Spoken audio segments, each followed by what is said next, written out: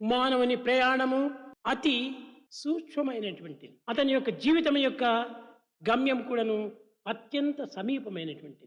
The life sojourn of a human being Воплощение is so любви. subtle, Так and the тонок goal is жизненный путь very человека, near. а цель очень ఇట్టి близка.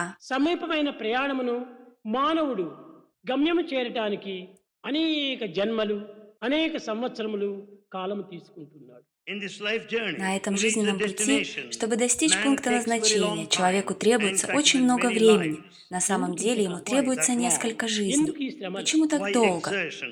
Зачем చాలా такое సమీపమైన напряжение? ప్రయాణం ఇది. It is so close to you. Эта From цель I так to близка к вам. we.